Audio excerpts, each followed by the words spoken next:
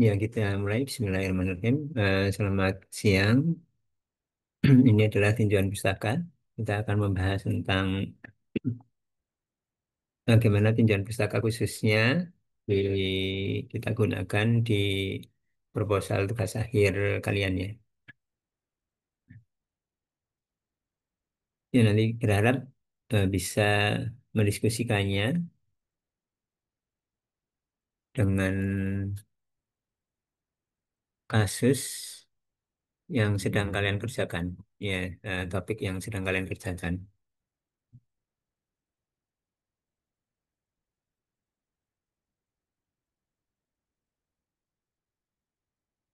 Kerangka bahasanya ada ini, ada pengantar tentang tinjauan pustaka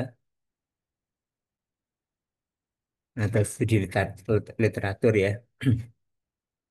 Kemudian pengantar, kemudian yang berikutnya adalah eh, pemilihan pustaka yang digunakan. Ya, berikutnya adalah isi dari bab studi literatur itu sendiri. Yang kemudian ada contoh, ini contohnya mungkin tidak sama persis ya, tapi saya kira sangat terkait yaitu contoh studi terkait yang ada di paper. Pertama adalah tentang pengantar. Ya, jadi ada yang dinamakan dengan studi literatur atau ya ini sebenarnya namanya juga bisa teori atau studi literatur yang itu sangat terkait erat ya dengan topik tulisan yang dikerjakan ya, termasuk untuk proposal tugas akhir kalian.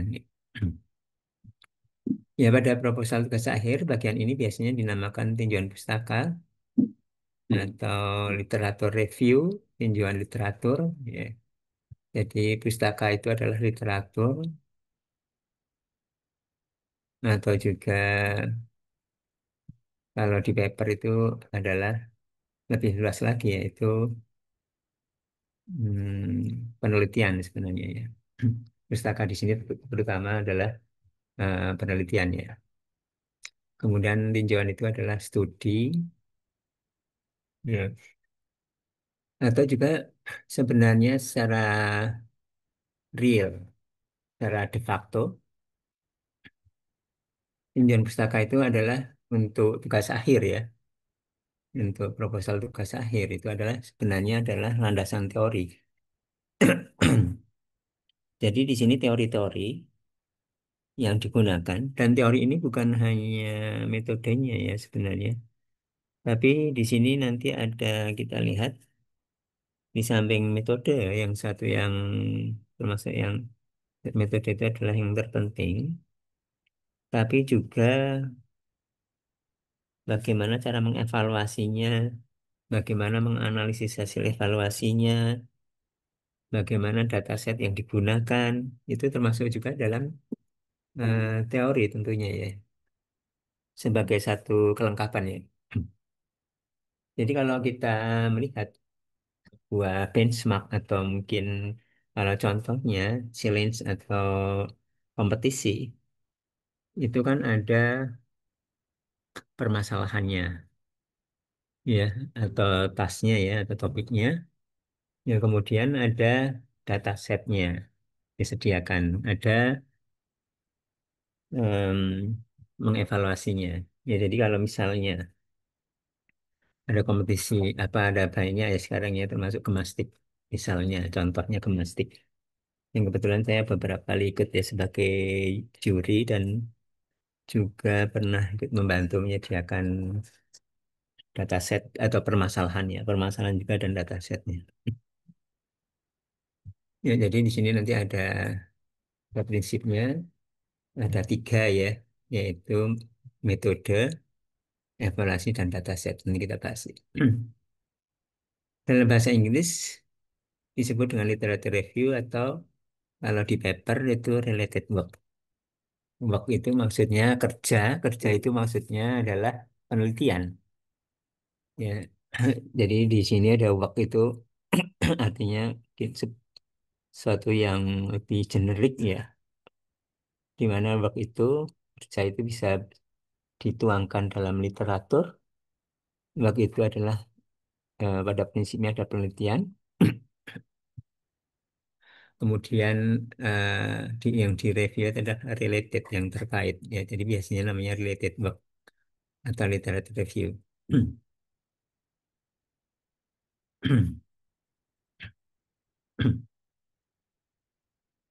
Ya, jadi di sini em, apa saja yang dibahas, apa saja yang dijelaskan di bab 2 kalau di proposal.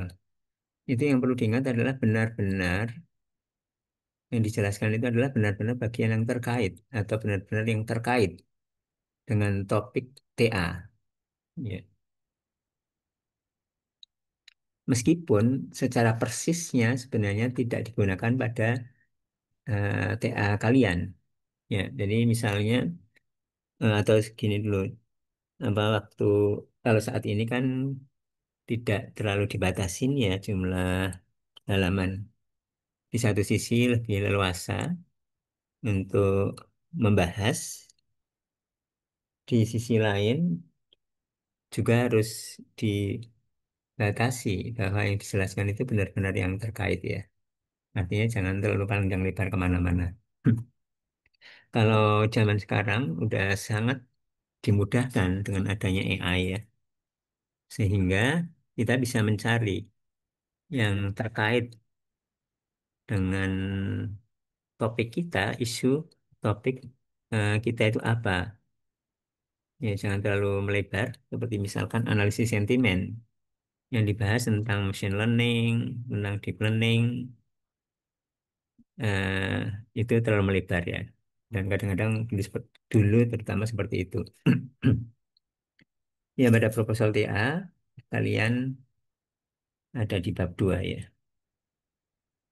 Saya kira sebagian di antara kalian udah masuk ke dalam bab ini ya. Pada laporan TA, artinya semester depan, atau juga paper ilmiah, misalkan TA kalian dibuat sebagai paper untuk jurnal atau konferensi, studi terkait ini biasanya setelah pendahuluan. Ya, jadi sama ya, sama seperti di proposal TA, yaitu setelah pendahuluan. Namun, kadang-kadang kalau di paper itu juga di akhir, artinya sebelum kesimpulan. Ya, masing-masing ada argumentasinya. Ya, argumentasi yang bahwa di awal, artinya setelah pendahuluan, itu semacam memperlihatkan bagian-bagian terkait. Kalau di tugas akhir, termasuk di proposal, itu kan sebagai landasan teori, artinya didahulukan landasan teorinya. Tapi kalau di paper, kadang-kadang itu juga di bagian akhir. Karena yang dipentingkan itu adalah hasilnya kita sendiri. Sedangkan hasilnya atau penelitian orang lain itu di akhir. Oh ini yang terkait gitu ya. Yang seperti itu ya.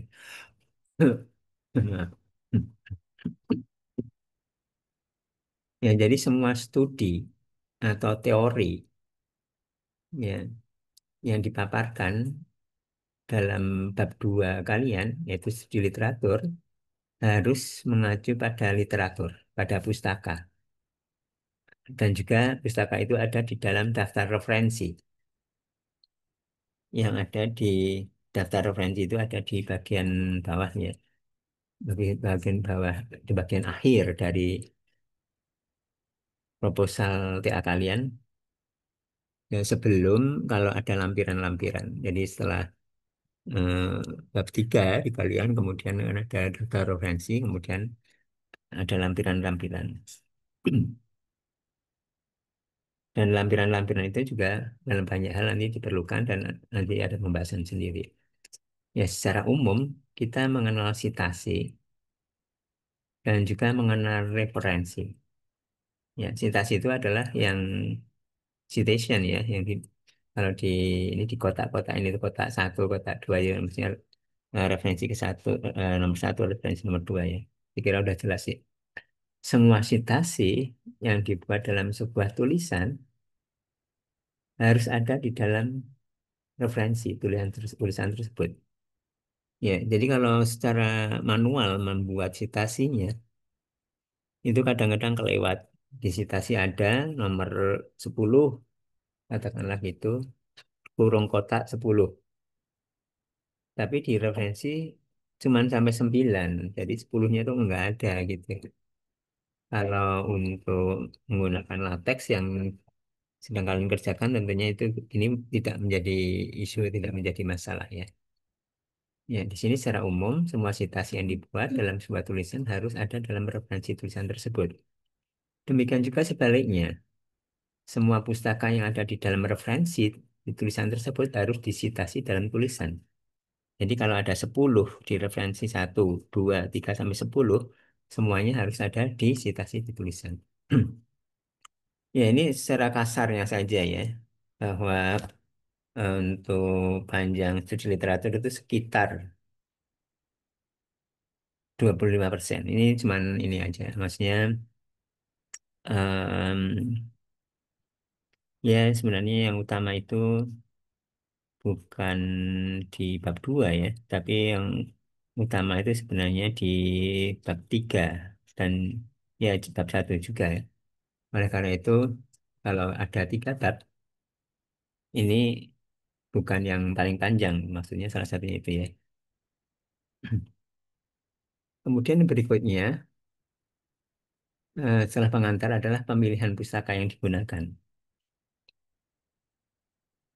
Pustaka yang digunakan itu adalah pustaka yang atau sumber informasi dari yang sumber yang kredibel ya. Jadi kredibel itu em, bisa diindikasikan dari publishernya, itu misalkan jurnal atau konferensi yang kredibel,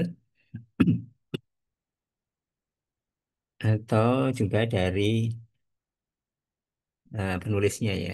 Jadi kalau penulisnya kita tidak kenal, tapi ya tentunya banyak sekali yang tidak kenal ya kita. Ini siapa orangnya, tapi diambil dari konferensi yang kredibel ya kemungkinan sangat-sangat besar itu kredibel ya. Kredibel itu yang bagaimana nanti ada di bawah. Iya. Kemudian meskipun publishernya itu ya katakanlah ya tidak kredibel, maksudnya tidak kredibel itu semua orang bisa, dapat dikatakan hampir semua orang bisa mengirim ke situ, tapi kalau penulisnya itu penulis yang kredibel, artinya yang terpercaya dia suka nulis yang memang banyak dipakai, ya itu juga bisa kredibel. Misalkan di archive ya, di archive ya, archive ya, archive itu kan tanpa reviewer, tanpa review. Ya kita bisa aja menggunakan itu meskipun itu tanpa review. Tapi tentunya hmm, kita lihat ya, eh, antara lain dilihat misalkan dari penulisnya atau mungkin dari banyaknya sitasi. Kita bisa lihat di Google Scholar misalkan.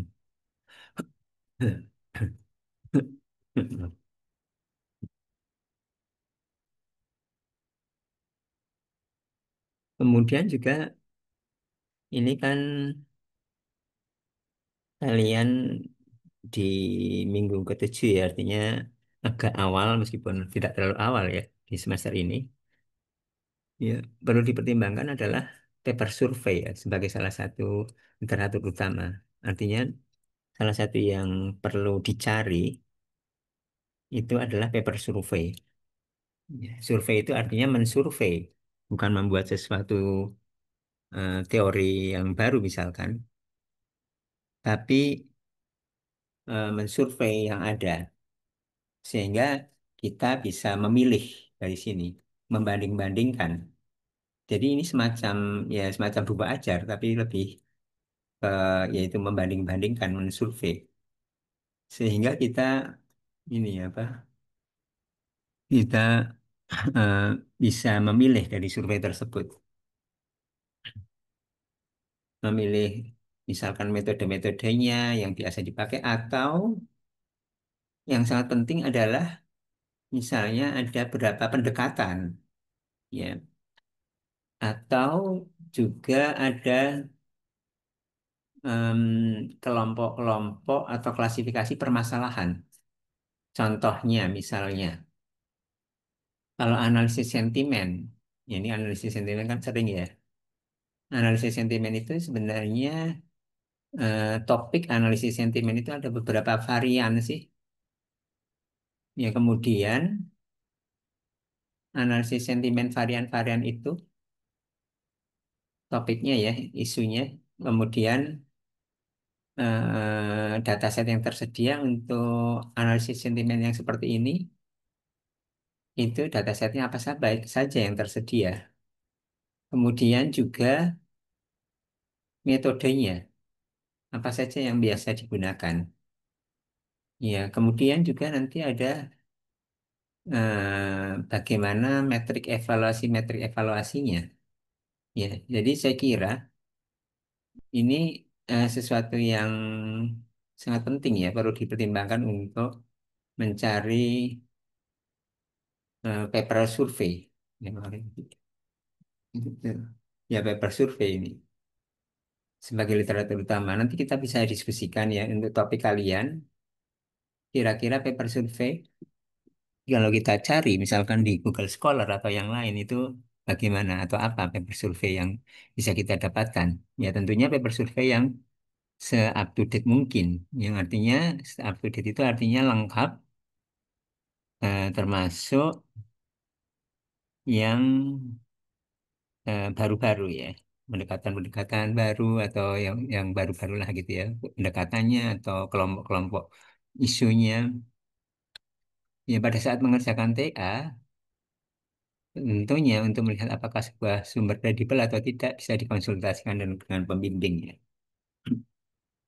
Jadi misalkan contohnya, kalau saya ya, itu kan di bidangnya NLP atau text mining atau NLP Natural Language Processing. Ya tentunya cukup cukup mengenal ya untuk eh, publisher-publisher, konferensi, jurnal, atau mungkin ya penulis ya, tapi terutama publishernya yang dianggap kredibel ya. Karena saat ini apalagi ya, itu tidak sedikit paper yang sebenarnya kredibilitasnya kurang. Sehingga kalau kita jadikan sebagai landasan teori untuk literatur review, utamanya kalau kita pilih sebagai literatur utama itu mungkin kurang bagus ya, kurang cocok, maksudnya kurang sebenarnya ya teorinya kurang atau juga penelitiannya kurang, mungkin ada yang kurang pas ya.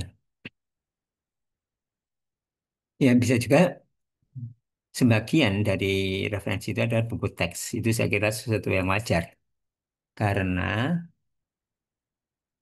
kita di proposal TA bab 2 itu kan juga sebagai landasan teori ya, seperti disampaikan tadi di depan tadi.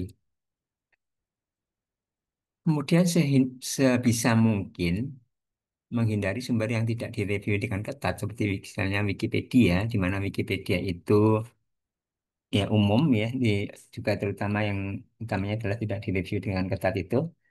Kemudian juga ya banyak orang yang mengedit, ya saya kira bisa menjadi satu nilai tambah, tapi dalam sisi lain bisa juga jadi apa kurang bisa tersaring.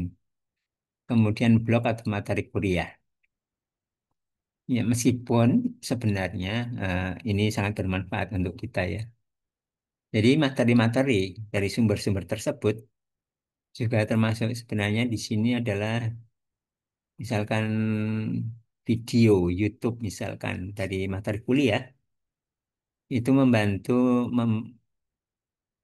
apa, memberi pemahaman kepada kita, kepada mahasiswa termasuk juga saya ya. Ya artinya itu sebenarnya bukan referensi, tapi istilahnya adalah bibliografi.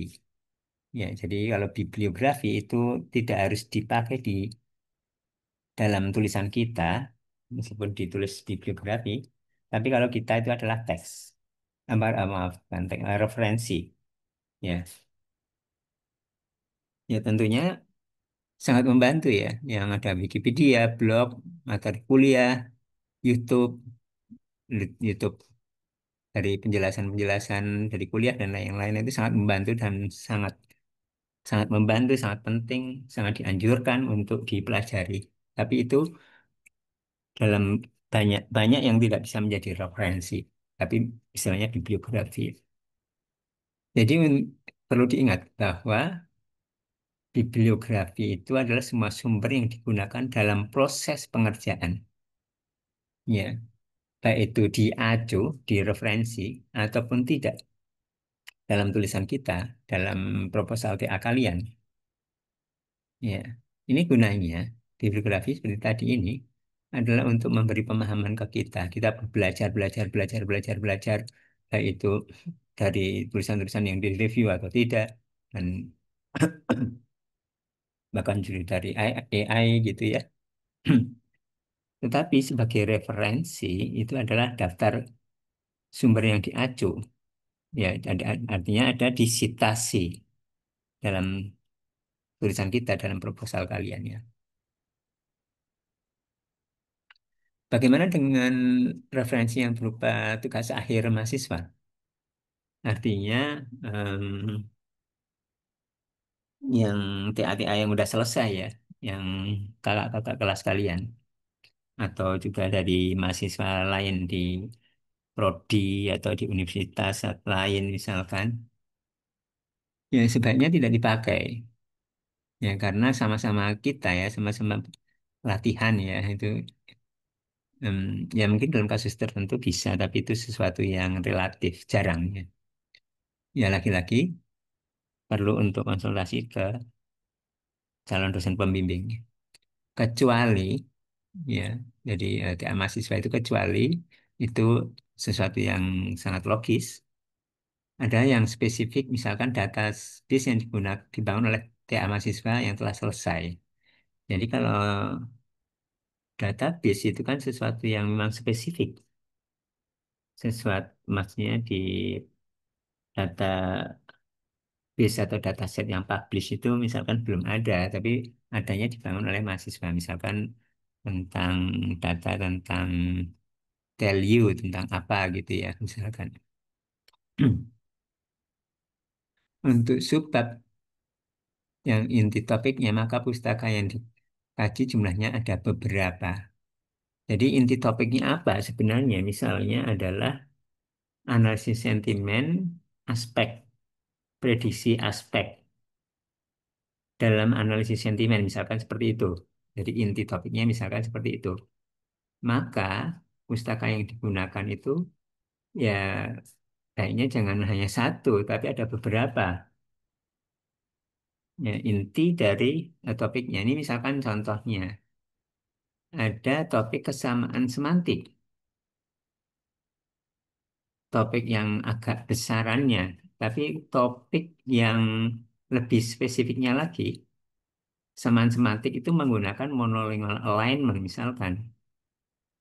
Maka literatur yang menjelaskan monolingual alignment itu banyak, jangan hanya satu. Dan bagusnya berilah contoh kasus ya untuk topik tersebut. Jadi seperti misalkan, contohnya tadi balik lagi analisis sentimen untuk deteksi aspek. Maka berilah contoh kasusnya juga. Yang tentunya saya kira ini ada di bab satu juga ada harusnya ya. Nah, tapi di sini mungkin ada varian-variannya. Maaf. Nah, sekarang bagaimana isi dari studi literatur? Beberapa bagian yang penting dari studi literatur adalah konsep dasar yang cukup detail dan lebih detail daripada bagian pendahuluan. Ya, di mana kalau di bagian pendahuluan itu baiknya udah ada menjelaskan konsep dasarnya. Ini ada lebih detail lagi. Ya, termasuk ini yang sangat penting yang tadi saya sampaikan ya, yaitu klasifikasi atas topik yang dibahas. Ya, seperti tadi saya sampaikan bahwa misalkan untuk analisis sentimen. Nah, analisis sentimen itu ada beberapa kelompok, termasuk salah satunya misalkan aspek based analisis sentimen. Kemudian di aspek BIS itu sendiri mungkin ada juga kelompok-kelompok lain. Ya, ya seperti itu. Ya, ini adalah kita jumpai salah satunya kemungkinan besar di paper survei. Ya.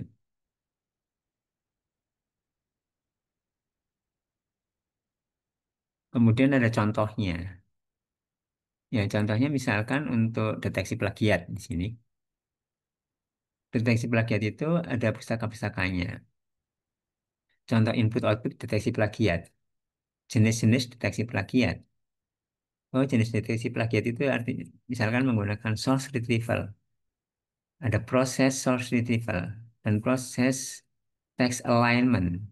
Ya, nah itu dijelaskan ya seperti ini. Misalkan ada deteksi plagiat itu, plagiarism detection itu ada source retrieval. Artinya dari dokumen yang mau dilihat, dicek plagiarismenya, dilihat dari kumpulan koleksi, misalkan dari internet, retrieval, ya, searching, googling. Ya, ini ada source retrieval. Kemudian kalau udah dari atau kandidat-kandidat, dicari kandidat-kandidatnya, dokumen yang kayaknya kok dicurigai atau yang mirip-mirip dengan yang dicurigai ini, maksudnya dicek ini. Kemudian di align setelah ini ada jutaan atau ribuan ya. Kemudian di sini hanya ada puluhan. Ya, kemudian dilakukan dengan yang puluhan ini, di sini adalah dilakukan pencocokan, alignment. Ya, kemudian setelah itu kemudian dengan di sini di, dideteksi bagian mana saja di antara yang suspicious dokumen ini dengan yang eh, kandidat-kandidat dokumen yang di diduga sebagai yang diplagiasi seperti itu. Ya, balik lagi back ya. Artinya misalkan ada dua jenis untuk deteksi plagiat, yaitu tadi source retrieval atau text alignment, maka input outputnya apa? Kalau misalkan kita konsentrasi di sini, nah ini inputnya, outputnya. Kalau kita konsentrasi di proses ini inputnya, ini outputnya. Misalkan contohnya seperti itu. Kemudian juga sistem atau metode atau algoritma yang ada. Ya, jadi di literatur-literatur, termasuk juga di paper survei, itu dilihat setelah lihat ada klasifikasi dari permasalahan, kemudian dilihat penyelesaiannya, yaitu sistemnya, metodenya, atau algoritmanya. Misalkan contohnya, untuk deteksi plagiat, misalnya akan dikerjakan yang DTA itu adalah text alignment. Tadi ada di gambar tadi ya, gambar di slide sebelumnya itu ada source retrieval sama text alignment.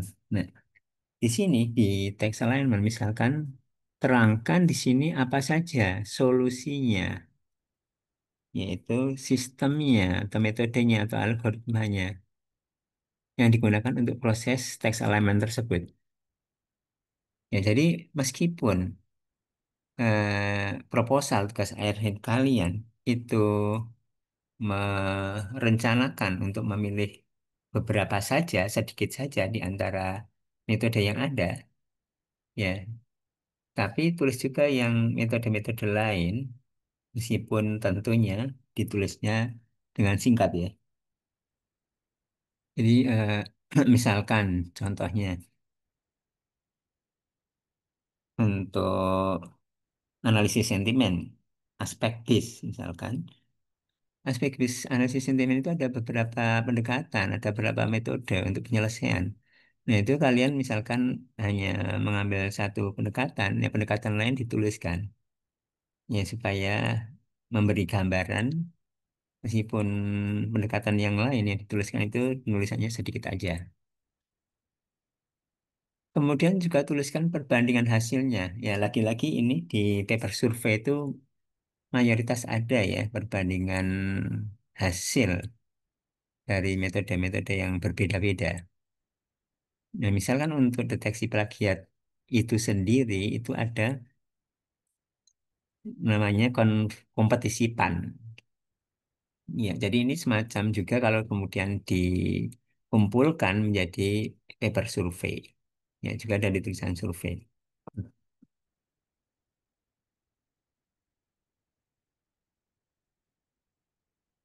Kemudian setelah tadi slide sebelumnya, yaitu tentang solusinya, yaitu metodenya atau algoritmanya. Kemudian berikutnya adalah evaluasi untuk topik yang dikerjakan. Kelengkapan untuk evaluasi itu termasuk adalah dataset yang digunakan pada referensi-referensi yang kita pilih. Ya, datasetnya apa? Untuk topik ya topik yang sama seperti topik yang kita kerjakan. Ya, jadi dataset itu nanti juga baiknya sebagian kita gunakan dataset pabrik tersebut. Kemudian baiknya juga ada pembanding atau khususnya di sini ada juga baseline-nya, pembanding dasarnya, juga pembanding yang cukup kuatnya, ya pembanding-pembanding metode-metode yang digunakan untuk membandingkan seberapa bagus performansi sistem pada TI yang dibandingkan dengan sistem yang lain. Artinya, secara implisit, meskipun judul kita itu tidak ada perbandingan, tapi ya mestinya sudah sewajarnya waktu melakukan eksperimen itu ada kita bandingkan. Ya sering saya katakan bahwa melakukan pembandingan itu sesuatu yang tidak terlalu kompleks banget ya. Seperti misalkan katakanlah waktu kita pernah mendiskusikan baik di kelas ini ataupun kelas waktu itu kelas yang lain atau juga semester-semester yang sebelumnya, semester-semester yang dekat ya, maksudnya belum lama karena sekarang kan library udah advance ya, udah maju, udah lengkap. Misalnya kita menggunakan kalian menggunakan LSTM sebagai satu metode atau model untuk penyelesaian misalkan katakanlah analisis sentimen. Iya, kalau bisa bukan hanya LSTM, tapi membandingkan juga dengan atau juga menganalisis beberapa. Karena kalau kita menggunakan LSTM saja, yang itu notabene-nya ya kemungkinan besar itu code-nya hanya beberapa baris. Untuk menambah bukan hanya LSTM itu bukan sesuatu yang kompleks. Sehingga kita bisa bandingkan, kita bisa kerjakan pembandingan itu sekarang, bukan untuk saran pengembangan ya. Ya, dengan adanya pembandingan itu, maka lebih logis. Artinya kalau misalkan kita mengatakan, misalkan contohnya LSTM itu akurasinya 85%, artinya itu relatif terhadap yang lain. Misalkan yang lain itu RNN, GRU, atau yang model pre-training, seperti itu ya. Dan itu bukan sesuatu yang sulit untuk menambah metodenya. Ya artinya balik lagi, kita perlu membandingkan. Kita perlu meluaskan wawasan dari sisi metodenya. Meluaskan wawasan itu bukan hanya satu saja. Dan meskipun di judul itu tidak disebutkan perbandingan, tapi namanya juga menampilkan suatu performansi itu relatif terhadap yang lain. Kemudian metrik-metrik evaluasi yang biasa digunakan pada referensi-referensi untuk topik yang dikerjakan.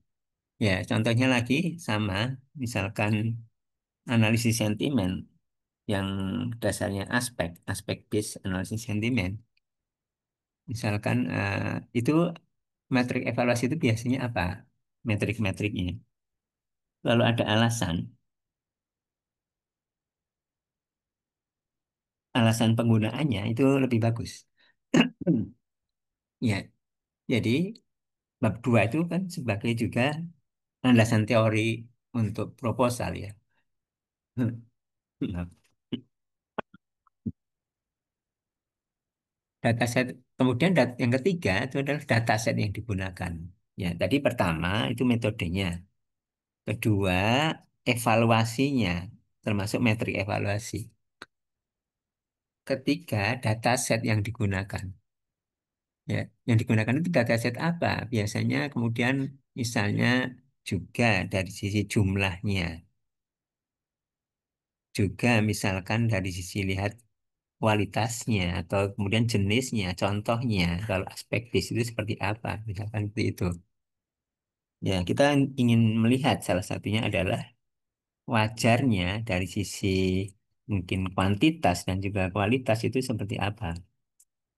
Ya, apa artinya kita gunakan untuk tugas akhir kalian, direncanakan sebagai tugas akhir kalian itu adalah yang mempunyai kuantitas dan kualitas yang setara. Kalau tidak setara, itu artinya sebagai batasan masalah di bab satu. Ya, saya kira bukan suatu, ya memang suatu yang wajar kalau ada misalkan yang dataset yang kita gunakan, apalagi dataset yang kita buat atau bangun sendiri, itu adalah tidak sebanyak dan tidak sebagus yang dataset yang ada misalkan. Tapi nggak masalah, tapi kita perlu tulis di batasan. Dan untuk tahu bahwa ini dataset kita misalnya terlalu sedikit, itu kan melihat dari studi literatur. Ya, jadi studi literatur itu melihat dataset juga. Jadi untuk dataset yang akan dipakai di TA, ya misalkan, kan dataset yang publik dari referensi-referensi itu kan banyak, dari literatur-literatur itu banyak. Ya, yang kita gunakan misalkan satu atau dua atau tiga. Ya, itu yang diterangkan lebih detail itu adalah yang dipakai. Ya, meskipun nanti menerangkannya yang secara lebih detailnya lagi itu di bab 3. Ya, jadi bedanya bab 2 dengan bab 3 itu adalah bab 2 itu adalah masih teori secara umum. Kalau bab 3 itu adalah yang memang akan kita kerjakan, yang memang dataset yang akan kita pakai. Ya, kemudian em, kalau kita memilih satu dataset, demikian juga seperti tadi, memilih suatu metode, memilih satu metrik evaluasi, itu jelaskan alasannya. Ya, tadi sudah disebutkan adalah baseline atau pembanding. Ya, sebutkan pembanding-pembanding yang ada pada pustaka-pustaka. Biasanya mereka, misalkan pembanding itu salah satunya adalah baseline. Baseline itu adalah pembanding yang lemah. Artinya, kalau lebih lemah daripada pembanding yang lemah, itu sesuatu yang jelas kurang bagus ya. Misalkan baseline itu adalah pembanding yang lemah. Tapi ada juga idealnya ada pembanding yang state of the art atau yang bagusnya. Idealnya seperti itu. Dan kita dengan library yang ada, saya kira eh, dalam banyak hal ya bisa ya menggunakan library yang kuat juga. Ya, jelaskan secara singkat di bagian 3 ya, mungkin bagian, maksudnya di bab 3 ini maksudnya nanti yang digunakan sebagai pembanding itu di bab 3 juga di ini. Nah, metrik evaluasi yang tadi, ya metrik evaluasi itu tentukan tulisnya jenis-jenis metrik evaluasi yang digunakan. Ya, jika ada lebih dari satu metrik, maka sebutkan mana yang paling utama. Ya, meskipun tidak digunakan, baiknya ditulis juga di bab 2, tapi jelaskan atau sampaikan secara singkat saja.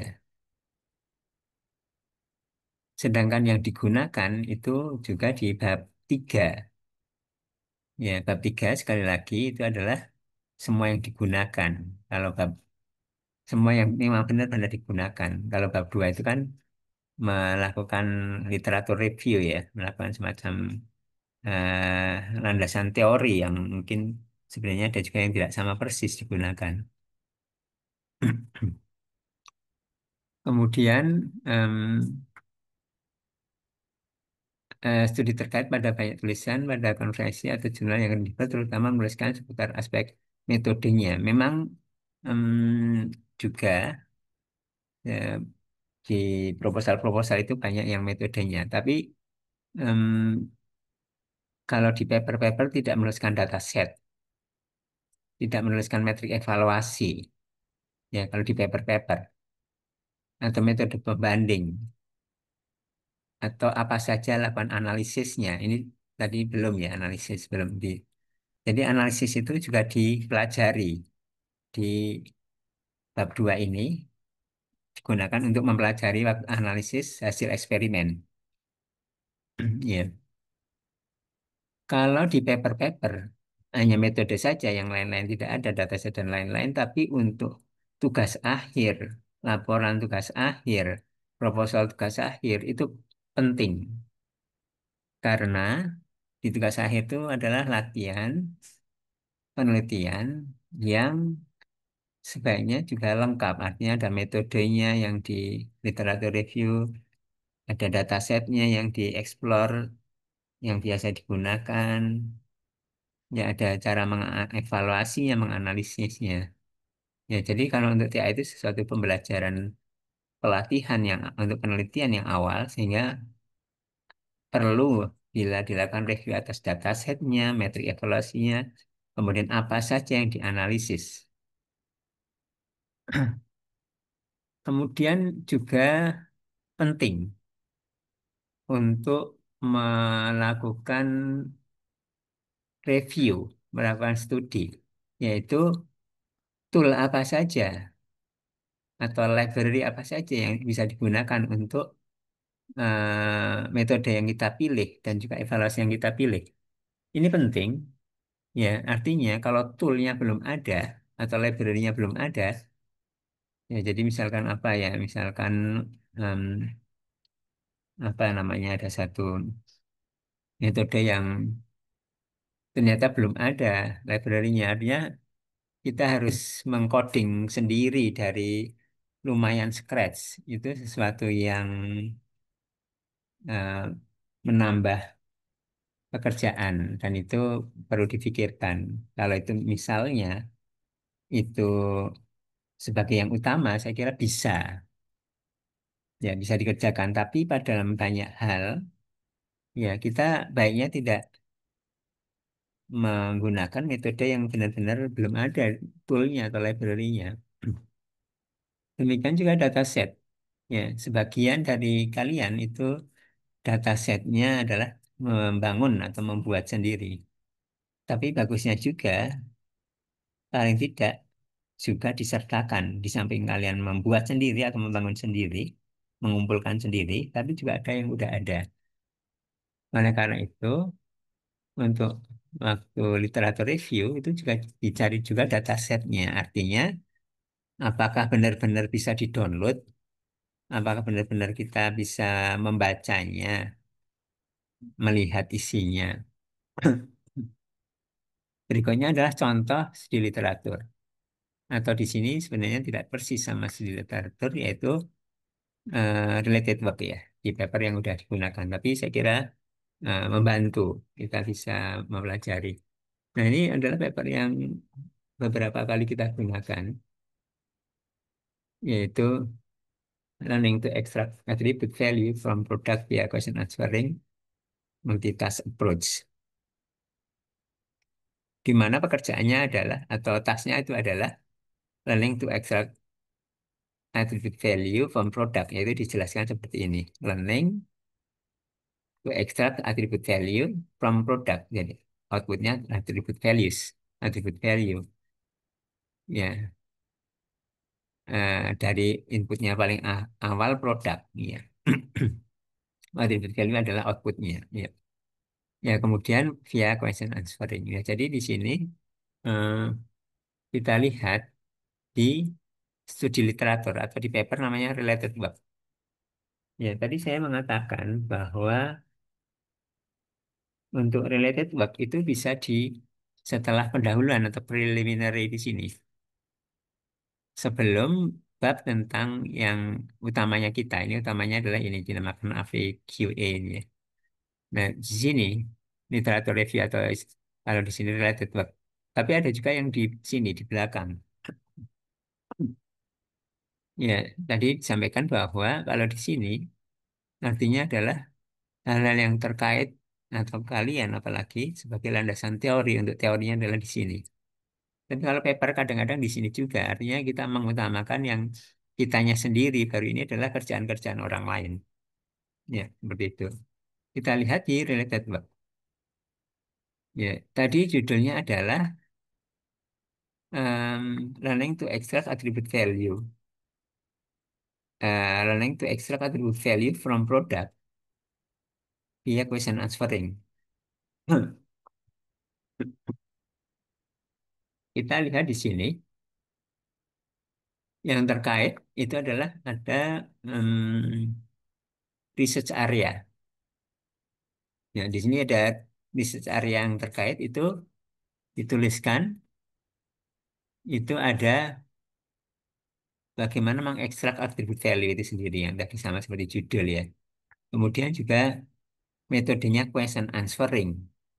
Kemudian research area relational relation learning ya.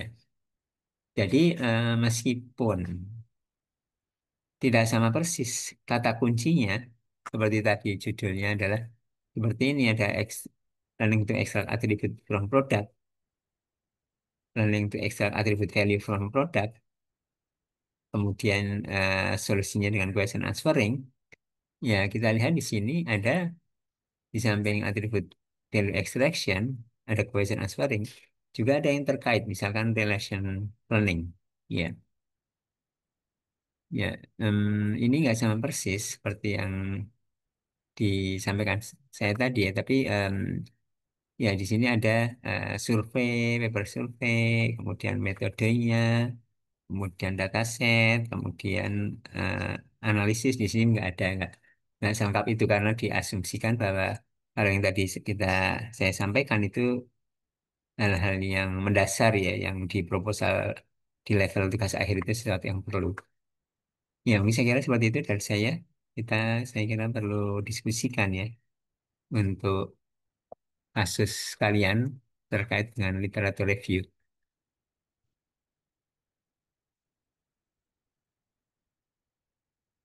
Ya, ini sebentar maaf saya ini dulu ya, matikan dulu, stop dulu rekamannya.